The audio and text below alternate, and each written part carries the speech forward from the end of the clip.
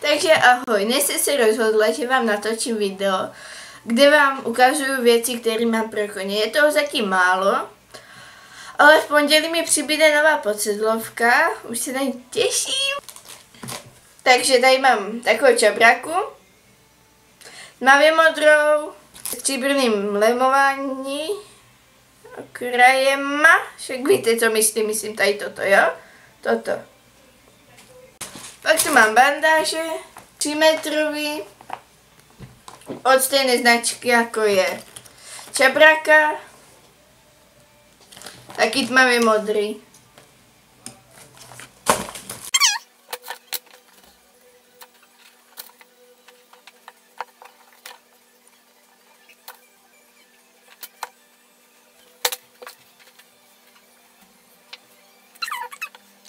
Pak tu mám,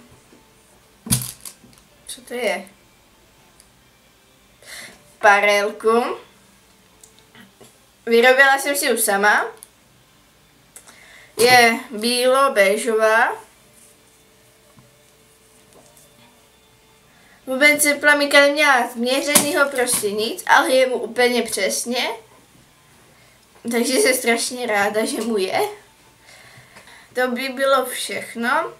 A strašně se těším na tu podsedlovku, konečně. Doufám, že tam bude. Vzkaz pro podsedlovku. Jestli tam nebudeš, tak si mě nepřij. Já si tě najdu. Jo, najdu si tě. Tak jo.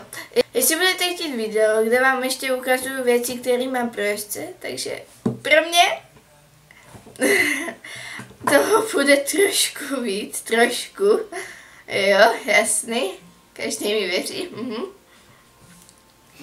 Takže jestli budete chtít, tak mi zase pište do zpráv, nebo mi to napište dolů pod video, do komentářů, anebo mi to ukažte, že se vám video líbí lajkama. To asi bude všechno, takže se s váma loučím, ahoj. No takže až jsem skoro měla hotové video, tak jsem si všimla, že se natočila ještě čištění. Mám tady takový boxík.